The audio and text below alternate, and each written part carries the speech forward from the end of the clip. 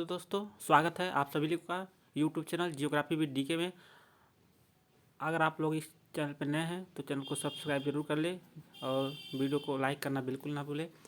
आज हम लोग इस वीडियो में बिहार पीजीटी भूगोल विषय का प्रैक्टिस सेट 6 देखने जा रहे हैं। इसके पहले हम लोगों ने प्रैक्टिस सेट 1, 2, 3, 4, 5 देख चुका है। अगर आप लोग उस वीडियो को नहीं देखे हैं तो इसी वीडियो के डिस्क्रिप्शन बॉक्स में उस वीडियो का लिंक रहेगा, वहाँ से आप लोग देख सकते हैं। यह बहुत ही इंपॉर्टेंट प्रैक्टिस सेट चला रहे हैं हम बिहार पीजीटी भूगोल के लिए, ठीक है। तो आप लोग से विनम्र निवेदन है कि आप लोग चैनल को सब्सक्राइब जरूर कर लें, क्योंकि हम आप लोगों के लिए इतना मेहनत करके प्रैक्टिस सेट तैयार करते हैं। तो आप लोग जरूर चैनल को सब्सक्राइब जरूर करें, ठीक है। तो शुरू करते हैं। देखिए 5 को ऑप्शन का यह प्रैक्टिस सेट हम बनाए हैं। टोटल 80 क्वेश्चन है, ठीक। क्योंकि बिहार पीजीटी में जो पेपर होने वाला है टोटल 150 क्वेश्चन का पेपर होगा, ठीक है। जिसमें से 30 क्वेश्चन भाषा का रहेगा, यानी हिंदी इंग्लिश जो भी आप चूज कर सकते हैं, और 40 क्वेश्चन इसमें से समान अध्ययन का रहेगा, और 80 क्वेश्चन विषय का रहता है, ठीक है रहेगा। 80 + 40 क्वेश्चन से आपकी मेरिट बनेगी, और 30 क्वेश्चन जो भाषा वाला रहेगा उसमें केवल 9 क्वेश्चन आपको सही करने हैं, 33%, ठीक। तो हम विषय के जो 80 क्वेश्चन आने वाले हैं उसके लिए प्रैक्टिस सेट तैयार करके इस वीडियो बना के हम अपलोड कर रहे हैं।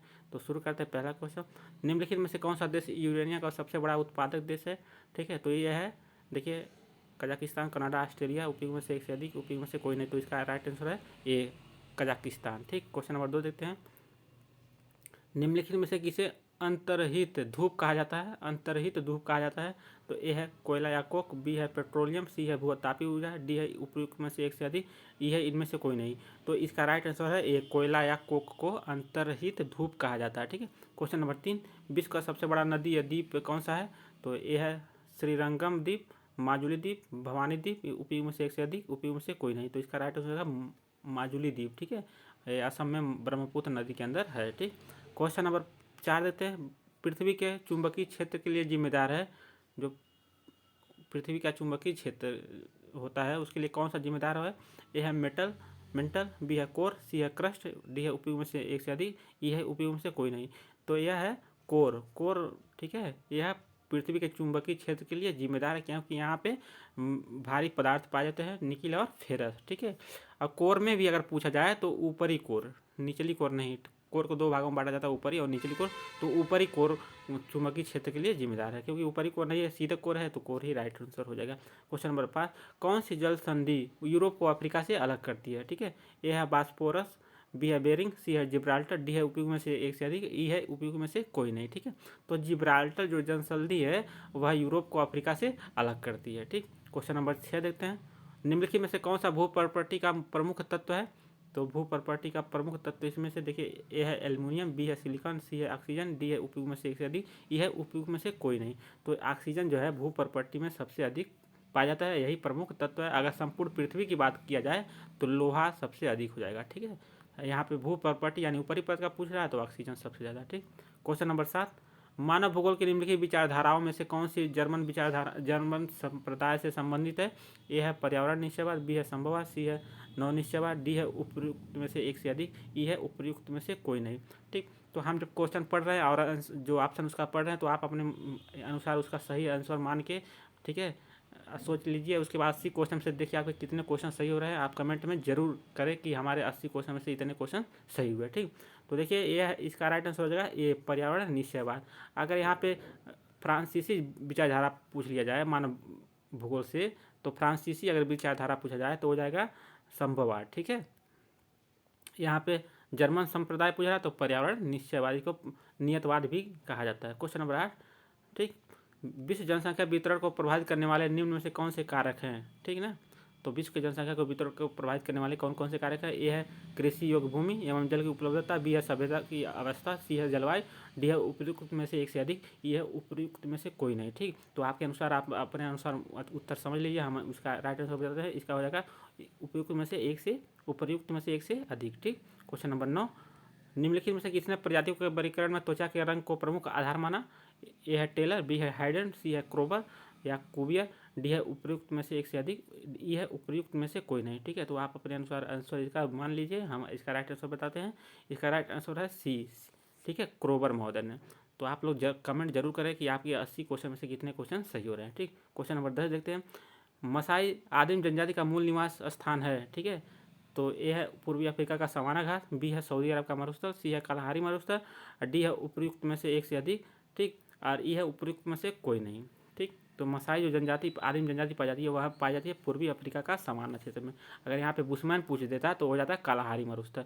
अरब के मरुस्थल में बद्दू जनजाति पाई जाती है। ठीक, क्वेश्चन नंबर हम लेते हैं 11। निम्न में से कौन सा कारक अधिवास की स्थापना में महत्वपूर्ण भूमिका निभाते हैं? जो अधिवास बनाए जाते हैं उसके स्थापना में कौन से कारक महत्वपूर्ण होते हैं?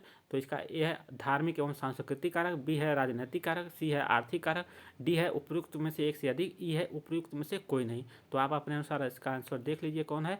हम इसका राइट आंसर बताते हैं, ये हो जाएगा डी, उपयुक्त में से एक से अधिक। ठीक, क्वेश्चन नंबर 12। ग्रामीण घर किसका सूचक है? ठीक है, तो ए है पर्यावरण का, बी है प्रजाति तत्व का, सी है फैशन तथा शैली का, डी है उपयुक्त में से एक से अधिक, ई है उपयुक्त में से कोई नहीं। तो इसका राइट आंसर आप लोग अपने अनुसार देख लीजिए। इसका राइट आंसर हो जाएगा ए, पर्यावरण का। ठीक है, पर्यावरण का सूचक है। क्वेश्चन नंबर 13 देखते हैं। भौगोलिक वातावरण के प्रभाव, इन्फ्लुएंस ऑफ जियोग्राफी इन्वायरमेंट नामक पुस्तक किसने लिखी? ठीक है, तो ए है ए हेटनर, बी है सेम्पुल, सी है डेविड हार्वे, यानी डेविड हार्वे, डी है उपयुक्त में से एक से अधिक, ई है उपयुक्त में से कोई नहीं। तो इसका यह पुस्तक जो था कुमारी सेम्पुल महोदय ने लिखी। ठीक है, क्वेश्चन नंबर 14। मानव को प्रभावित करने वाले कारकों में से कौन सा कारण सर्वाधिक प्रभावशाली है? ठीक है, तो जो मानव को प्रभावित करने वाले कारक हैं इनमें से कौन सा सर्वाधिक प्रभावशाली है? ये है मिट्टी, बी है खनिज पदार्थ, सी है जलवायु, डी है उपयुक्त में से एक से अधिक, ई है उपयुक्त में से कोई नहीं। तो इसका राइट आंसर आपको देख लीजिए कौन हो रहा है। इसका राइट आंसर होगा सी, जलवायु जो है ये मानव को प्रभावित करने वाला सर्वाधिक महत्वपूर्ण या प्रभावशाली कारक है। ठीक, क्वेश्चन नंबर 15। फ्रांस में मानव भूगोल की स्थापना किसने किया?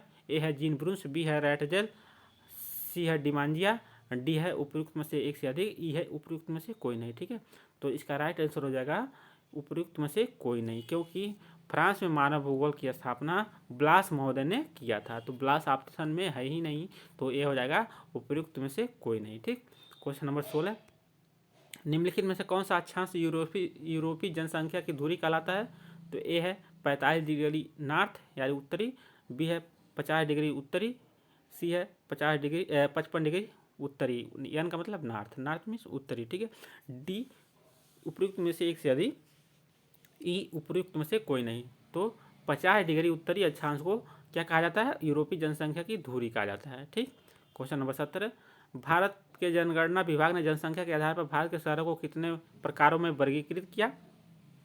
ए है 4 श्रेणियों में, बी है 5 श्रेणियों में, सी है 3 श्रेणियों में और डी है उपयुक्त में से एक से अधिक, ई है उपयुक्त में से कोई नहीं। ठीक है, तो इसका राइट आंसर होगा उपयुक्त में से कोई नहीं। ठीक, क्योंकि भारतीय जनगणना विभाग ने जनसंख्या के आधार पर भारत के शहरों को 6 श्रेणियों में विभक्त किया था। ठीक है, 6 श्रेणियों में। ठीक, तो 6 श्रेणी ऑप्शन में है नहीं, तो इसका राइट आंसर होगा उपयुक्त में से कोई नहीं। Question number 18।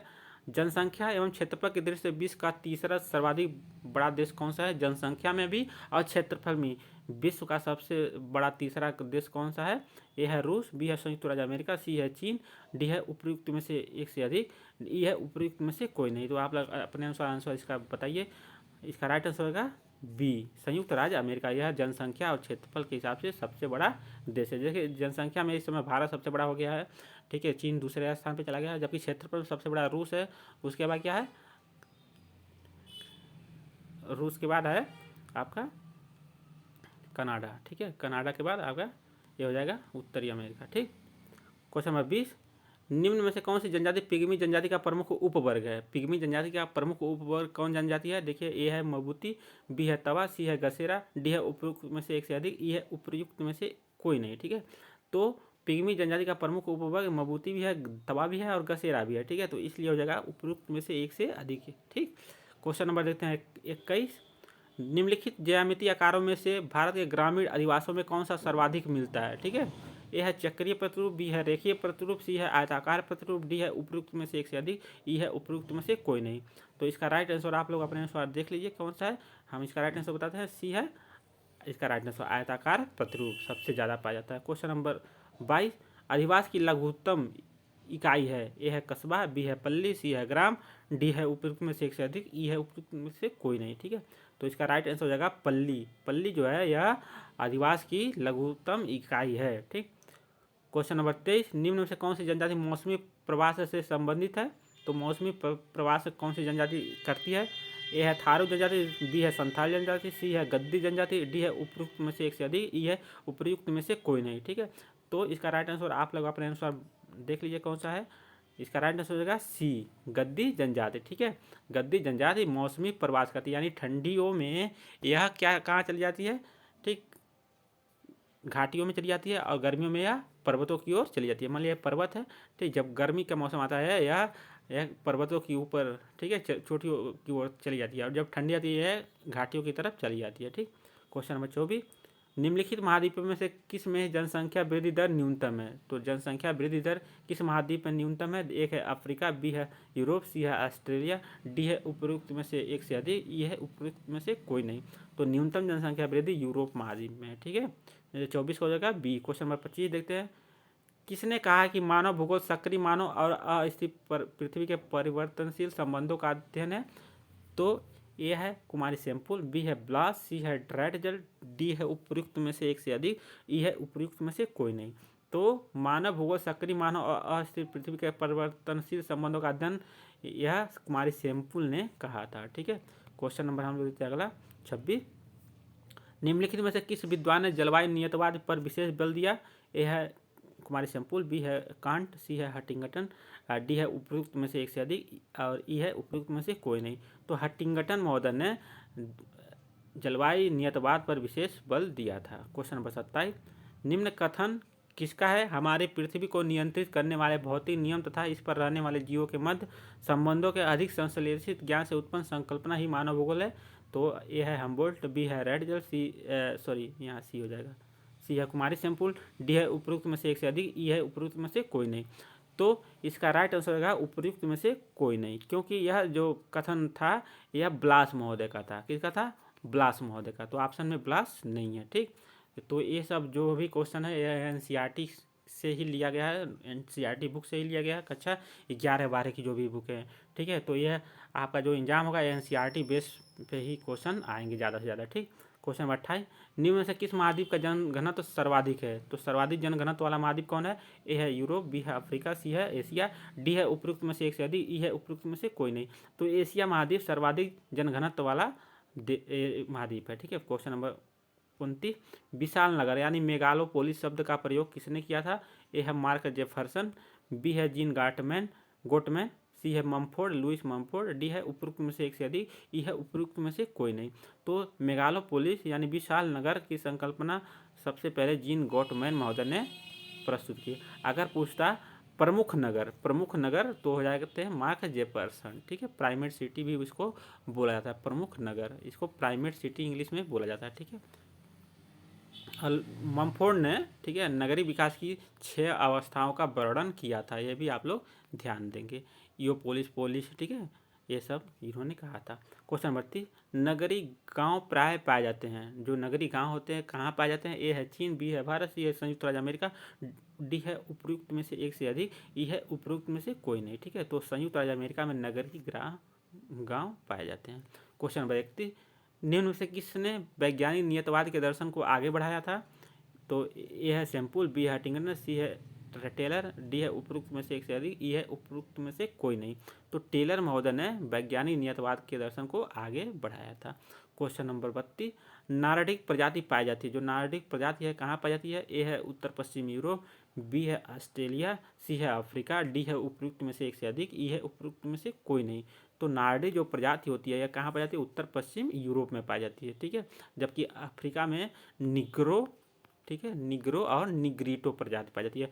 ऑस्ट्रेलिया में ऑस्ट्रेलाइड प्रजाति पाई जाती है। क्वेश्चन नंबर 33, किर्गिज जनजाति के घर को क्या कहा जाता है? ए है यूर्ट, बी है क्रॉल, सी है इग्लू, और डी है उपयुक्त में से एक से अधिक, ई है उपयुक्त में से कोई नहीं। तो किर्गिज जनजाति के घर को यूर्ट कहा जाता है, जबकि मसाई जनजाति के घर को क्या कहा जाता है? क्राल कहा जाता है, और इग्लू एक्सकीमो। ठीक है, एक्सकीमो। क्वेश्चन नंबर 34, अनेक परिवहन मार्गों के मिलन स्थल पर निम्नलिखित में से किस अधिवास प्रतिरूप का निर्माण होता है? अनेक परिवहन मार्गों के मिलन स्थल पर निम्नलिखित में से किस अधिवास प्रतिरूप का निर्माण होता है? ए है रेखीय प्रतिरूप, बी है गोलाकार प्रतिरूप, सी है आयताकार प्रतिरूप, डी है उपरोक्त में से एक से अधिक, ई है उपरोक्त में से कोई नहीं। ठीक है, तो इसका राइट आंसर हो जाएगा उपरोक्त में से कोई नहीं, क्योंकि यहाँ पूछा है अनेक परिवहन मार्गों। मान लीजिए इधर से भी आ रहा है परिवहन, इधर से भी, इधर से भी, इधर से भी, इधर से भी। ठीक है, तो यहाँ पे जो अधिवास बनेंगे वह तारानुमा हो जाएगा। ठीक है, तो यहाँ ऑप्शन में तारानुमा नहीं है, रेखीय गोलाकार है, आयताकार है, इसलिए यह उपरोक्त में से कोई नहीं हो जाएगा। क्वेश्चन नंबर 35, माल्थस के अनुसार किसी प्रदेश की जनसंख्या के 2 गुणा होने में समय लगने वाला समय है? तो ए है 10 वर्ष, बी है 15, सी है 25, डी है उपरोक्त में से एक से अधिक, ई है उपरोक्त में से कोई नहीं। तो 25 वर्ष में माल्थस के अनुसार किसी प्रदेश में जनसंख्या 2 गुना होने में लगने वाला समय होता है। ठीक है, क्वेश्चन नंबर 36, विश्व में निम्नलिखित में से कौन सा एक बृहत मानव जमघट वाला क्षेत्र नहीं है? तो बृहत मानव जमघट वाला क्षेत्र नहीं है, यह देखना है। ए है दक्षिण अमेरिका, बी है दक्षिण एशिया, सी है पश्चिम एशिया, डी है उपरोक्त में से एक से अधिक, ई है उपरोक्त में से कोई नहीं। ठीक है, तो इसमें जो दक्षिण अमेरिका है यह, ठीक है, एक बृहद मानव जमघट वाला क्षेत्र नहीं है, जबकि दक्षिण एशिया और पश्चिम एशिया बृहद मानव जमघट वाला क्षेत्र हैं। ठीक, तो इसका राइट आंसर 36 का ए। क्वेश्चन नंबर 37 देखते हैं, निम्नलिखित में से किस राज्य में सबसे अधिक जनसंख्या घनत्व है? ठीक है, तो यहाँ पे 3 ऑप्शन दिया, बिहार, राजस्थान, उत्तराखंड, उपयुक्त में से एक से अधिक, उपयुक्त में से कोई नहीं। तो बिहार राज्य में सर्वाधिक क्या है? जनसंख्या घनत्व है इनमें से। ठीक, क्वेश्चन नंबर 38 देखते हैं, कुछ स्थानों पर भूजल जलस्तर के नीचे कठोर चट्टानों की परतों के बीच जमा होता है, इसे किस नाम से जाना जाता है? तो ए है रिसा हुआ जल, बी है गीजर या उष्णोत्स, सी है जलभृत, डी है उपरोक्त में से एक से अधिक, और ई है उपरोक्त में से कोई नहीं। ठीक है, तो इसको कहते हैं जलभृत कहा जाता है। ठीक, क्या कहा जाता है? जलभृत कहा जाता है। ये सब क्वेश्चन बहुत ही इंपॉर्टेंट है और सब NCERT बेस्ड क्वेश्चन है, तो आप लोग इस वीडियो को एक बार 2 बार जरूर देखें, जिससे ये सब क्वेश्चन आपको तैयार हो जाए, एग्जाम में बहुत ही लाभ मिले। ठीक, क्वेश्चन बनता है, मिलन ग्लेशियर भारत के निम्नलिखित में से किस राज्य या केंद्र शासित प्रदेश में स्थित है? तो ए है उत्तराखंड, बी है हिमाचल प्रदेश, सी है जम्मू कश्मीर, डी है उपरोक्त में से एक से अधिक, ई है उपरोक्त में से कोई नहीं। तो जो मिलम ग्लेशियर है यह उत्तराखंड राज्य में स्थित है। ठीक है, 39 का ए। क्वेश्चन नंबर 40, हरित क्रांति के संदर्भ में HYB बीज क्या है जिन्हें चमत्कारी बीज भी कहा जाता है? ठीक है, तो ए है उच्च उपज वाली किस्म यानी हाई यील्ड वैरायटी, बी है संकर उपज किस्म यानी हाइब्रिड यील्ड वैरायटी। ठीक है, और सी है होमो उपज वाली किस्म यानी होमो यील्ड वैरायटी, और डी है उपयुक्त में से एक से अधिक, ई है उपयुक्त में से कोई नहीं। तो HYB जो बीज है वह है उच्च उपज वाली किस्म। ठीक है, यानी हाई यील्ड वैरायटी है। 40 का ए। क्वेश्चन नंबर देखते हैं 41, चट्टानों के अध्ययन को कहा जाता है? तो ए है पेट्रोजेनिस, बी है पेट्रोलॉजी, सी है पेडोलॉजी, और डी है उपयुक्त में से एक से अधिक, ई है उपयुक्त में से कोई नहीं। तो चट्टानों के अध्ययन को कहा जाता है पेट्रोलॉजी। ठीक है, क्या कहा जाता है? पेट्रोलॉजी। आगे जबकि मृदा के अध्ययन को कहा जाता है पेडोलॉजी। मृदा के अध्ययन को, ठीक है, मृदा के अध्ययन को पेडोलॉजी। ठीक, अब चट्टानों के अध्ययन को पेट्रोलॉजी। ध्यान रहे, दोनों में बहुत कम अंतर है। ठीक, क्वेश्चन नंबर 42, निम्नलिखित में से कौन सी गैस सौर विकिरण के लिए पारदर्शी है तथा पार्थिव विकिरण के लिए अपारदर्शी है? ठीक है, तो ए है ऑक्सीजन, बी है नाइट्रोजन, सी है कार्बन डाइऑक्साइड, डी है उपयुक्त में से एक से अधिक, ई है उपयुक्त में से कोई नहीं। ठीक है, तो जो कार्बन डाइऑक्साइड गैस है यह सौर विकिरण, मान लिया यहाँ पे कार्बन डाइऑक्साइड गैस है। ठीक है, ठीक, और यहाँ से सूर्य से जब किरणें आती है तो यह इसको आने देती है धरातल तक, लेकिन जब यह धरातल से किरणें फिर वापस जाती हैं तो क्या करता है? इन किरणों को कार्बन डाइऑक्साइड गैस जाने नहीं देता है। ठीक है, तो यही कह रहा है कौन सी गैस सौर विकिरण के लिए पारदर्शी है जबकि पार्थिव विकिरण के लिए अपारदर्शी है, तो यह कार्बन डाइऑक्साइड। क्वेश्चन नंबर 43, निम्नलिखित में से किस प्रक्रिया द्वारा वायुमंडल मुख्यतः गर्म होता है? किस प्रक्रिया द्वारा? ठीक है, ए है लघु तरंगे वाले सौर विकिरण से, बी है परावर्तित सौर विकिरण से, सी है प्रकीर्णित सौर विकिरण से, डी है उपयुक्त में से एक से अधिक, ई है उपयुक्त में से कोई नहीं। तो इसका राइट आंसर हो जाएगा उपयुक्त में से कोई नहीं, क्योंकि जो वायुमंडल गर्म होता है मुख्यतः पार्थिव विकिरण से। ठीक है, पार्थिव विकिरण से, तो ऑप्शन में पार्थिव विकिरण है नहीं। ठीक, तो इसीलिए इसका राइट आंसर हो जाएगा उपयुक्त में से कोई नहीं। क्वेश्चन नंबर 44, पर्यावरण अध्ययन का उद्देश्य है? ये है स्थानीय पर्यावरण, या पर्यावरण के मुद्दे को समझना, बी है वैश्विक पर्यावरण या पर्यावरण के मुद्दे को समझना, सी है पर्यावरण के प्रति सकारात्मक दृष्टिकोण विकसित करना, डी है उपरोक्त में से एक से अधिक, ई है उपरोक्त में से कोई नहीं। ठीक है, तो इसका राइट आंसर हो जाएगा उपरोक्त में से एक से अधिक, यानी तीनों जो है पर्यावरण अध्ययन का उद्देश्य है। ठीक है, क्वेश्चन नंबर 45, प्राकृतिक पर्यावरण को विशुद्ध करने के लिए सही नहीं है। ठीक है, इसमें सही नहीं पूछ रहा है, विशुद्ध मतलब बोल रहा है विनाश, विनाश। ठीक है, तो कौन सा विनाश का कारण नहीं है प्राकृतिक पर्यावरण का? यह है वनारोपण, बी है तटीय क्षेत्रों का विकास, सी है शहरी विकास, डी है उपरोक्त में से एक से अधिक, ई है उपरोक्त में से कोई नहीं।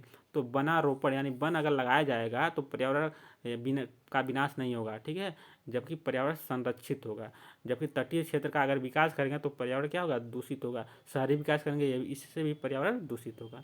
तो 45 का ए राइट आंसर होगा। क्वेश्चन नंबर 46, वनों की कटाई से आमतौर पर बढ़ती है। जब वनों की कटाई होती है तो आमतौर पर क्या बढ़ती है? ए है भूमंडलीय ऊष्मन, बी है सूखा, सी है मृदा अपरदन, डी है उपरोक्त में से एक से अधिक, ई है उपरोक्त में से कोई नहीं। तो इसका राइट आंसर हो जाएगा डी, उपरोक्त में से एक से अधिक। अगर वनों को हम लोग काटते हैं तो भूमंडलीय ऊष्मन भी बढ़ेगी, सूखा भी पड़ेगा क्योंकि बारिश कम होगी, और मृदा अपरदन तो ऑलरेडी ही होगा। ठीक है, क्वेश्चन नंबर 47, निम्नलिखित में से कौन से प्राथमिक सेल के उदाहरण हैं? ठीक है, प्राथमिक सेल के उदाहरण कौन है? ए है ग्रेनाइट, बी है बेसाल्ट, सी है चूना पत्थर, डी है उपरोक्त में से एक से अधिक, ई है उपरोक्त में से कोई नहीं। तो प्राथमिक चट्टान ग्रेनाइट और बेसाल्ट होती है। ठीक है, जबकि चूना पत्थर क्या होती है? यह अवसादी चट्टान है, अवसादी है, प्राथमिक चट्टान नहीं है।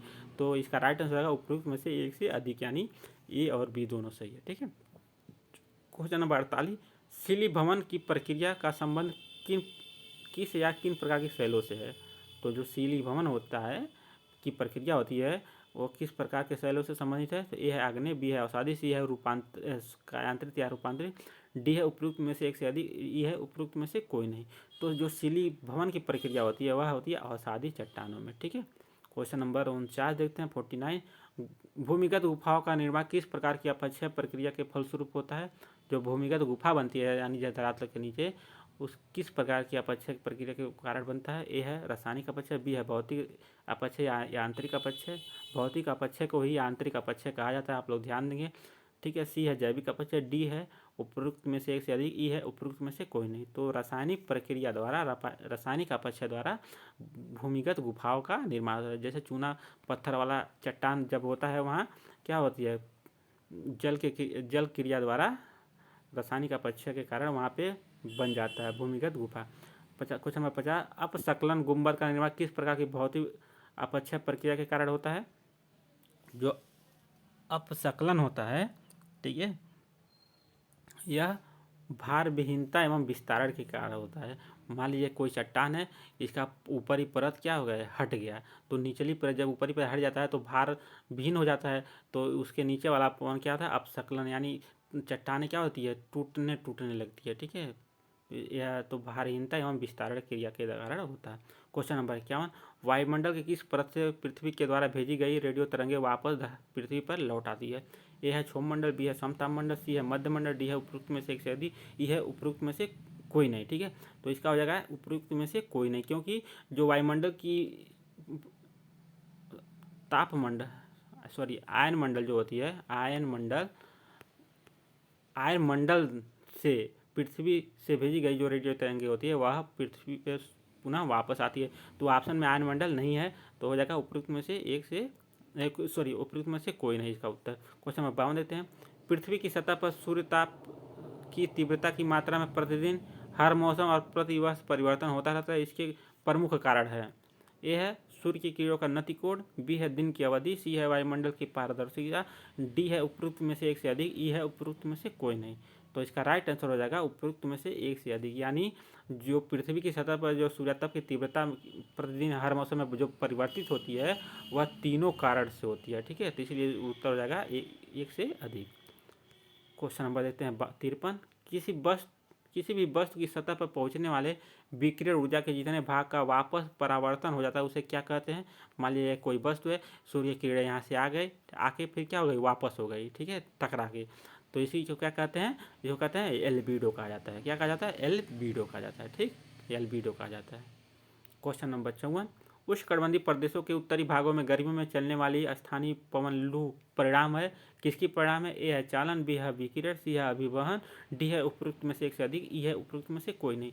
तो यह अभिवहन का परिणाम है। ठीक है, क्वेश्चन नंबर देखते हैं 55। दक्षिणी दोलन की घटना का संबंध किस महासागर से है? तो ए है हिंद महासागर, बी है अटलांटिक महासागर, सी है दक्षिणी महासागर, ठीक है, डी है उपरोक्त में से एक से अधिक, ई है उपरोक्त में से कोई नहीं। ठीक, तो जो दक्षिणी दोलन की घटना होती है इसका राइट आंसर होगा उपयुक्त में से एक कोई नहीं। ठीक है, क्योंकि दक्षिणी दोलन की घटना होती है वह प्रशांत महासागर में होती है। ठीक है, प्रशांत महासागर से संबंधित है, तो प्रशांत महासागर ऑप्शन में नहीं है, इसलिए हो जाएगा उपयुक्त में से कोई नहीं। ठीक, क्वेश्चन नंबर 56। वृष्टि छाया क्षेत्र का संबंध किस प्रकार की वर्षा से है? तो ये है संवहनी, पर्वतीय, चक्रवाती या एक से अधिक, या इनमें से कोई नहीं। तो यह पर्वतीय वर्षा से संबंधित होती है। मान लीजिए कोई पर्वत है तो हवाएं क्या होती है, जिस तरफ से हवाएं आके टकराती है पर्वतों से वहाँ तो वर्षा हो जाती है, लेकिन उसके पीछे वाले भाग पे वर्षा नहीं होती है, सूखा वाले क्षेत्र हो जाते हैं, जिसको कहते हैं वृष्टि छाया प्रदेश। ठीक, तो यह पर्वतीय वर्षा से संबंधित है। Question number 57। कोपेन द्वारा विकसित जलवायु के वर्गीकरण में किस पद्धति का सबसे व्यापक उपयोग किया गया?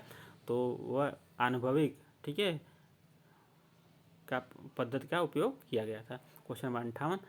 भारतीय प्रायद्वीप के अधिकतर भागों को कोपेन की पद्धति के अनुसार निम्नलिखित में से वर्गीकृत किया जाएगा। तो जो कोपेन महोदय थे भारतीय जलवायु का वर्गीकरण किए थे, तो प्रायद्वीपीय भारत के लिए उन्होंने किस शब्द का प्रयोग किया था? तो वो किया था एम, या एम शब्द का प्रयोग किया, यानी उष्णकटिबंधीय मानसूनी वर्षा। ठीक, क्वेश्चन नंबर 59। हिमयुग और अंतर हिमयुग पृथ्वी के विकास के किस कालखंड से संबंधित रहे हैं? ए है प्लीस्टोसीन युग, बी है कैम्ब्रियन युग, सी है जुरैसिक युग, डी है उपयुक्त में से एक से अधिक, ई है उपयुक्त में से कोई नहीं। तो हिमयुग और अंतर हिमयुग प्लीस्टोसीन युग से संबंधित है। ठीक है, प्लीस्टोसीन युग में, ठीक है, 4 बार हिमयुग आए थे, 4 बार अंतर हिमयुग आए थे। ठीक है, तो वो 4 बार जो यूरोप में भी अलग से नाम से जाना जाता है और अमेरिका में अलग नाम से जाना जाता है। यूरोप में गूंज, मिडेल, रिज, बुर्म के नाम से जाना जाता है। ठीक है, जबकि अमेरिका में अलग नाम से जाता है। क्योटो प्रोटोकॉल का संबंध है, जो क्योटो प्रोटोकॉल है उसका संबंध किससे है? ए है वन्यजीव संरक्षण से, बी है ओजोन परत के संक्षरण से, सी है ग्रीन हाउस गैसों के उत्सर्जन को कम करने से, डी है उपरोक्त में से एक से अधिक, ई है उपरोक्त में से कोई नहीं। तो क्योटो प्रोटोकॉल का संबंध है ग्रीन हाउस गैसों के उत्सर्जन को कम करने के लिए। ठीक है, ओजोन परत के संरक्षण से है वह है मॉन्ट्रियल प्रोटोकॉल, मॉन्ट्रियल, ठीक है, मॉन्ट्रियल प्रोटोकॉल, यह ओजोन क्षरण से है। ठीक, क्वेश्चन नंबर 61। भूगर्भ में जिस स्थान पर भूकंपी तरंगों की उत्पत्ति होती है उस स्थान को क्या कहा जाता है? तो उस स्थान को कहा जाता है, ए है अधिकेंद्र, बी है भूकंप केंद्र, सी है बी है भूकंप अधिकेंद्र, सी है भूकंप केंद्र, और डी है उपरोक्त में से एक से अधिक, ई है उपरोक्त में से कोई नहीं। तो इसे कहते हैं भूकंप केंद्र, इसको सिस्मो फोकस कहा जाता है। और भूकंप अधिकेंद्र उसको कहा जाता है एपिसेंटर, जहाँ पे सर्वप्रथम धरातल पे क्या होती है, भूकंपी तरंगें अनुभव की जाती है। ठीक है, तो एपिसेंटर अधिकेंद्र को, सिस्मो फोकस भूकंप केंद्र को। ठीक है, क्वेश्चन नंबर 62। माउंट एयरबेस ज्वालामुखी निम्नलिखित में से किस महाद्वीप में स्थित है? ए है यूरोप, बी है एशिया, सी है अंटार्कटिका, डी है उपरोक्त में से एक से अधिक, ई है उपरोक्त में से कोई नहीं। तो जो माउंट एयरबेस ज्वालामुखी है यह अंटार्कटिका महाद्वीप की एकमात्र सक्रिय ज्वालामुखी है। ठीक है, क्वेश्चन नंबर देखते हैं 63।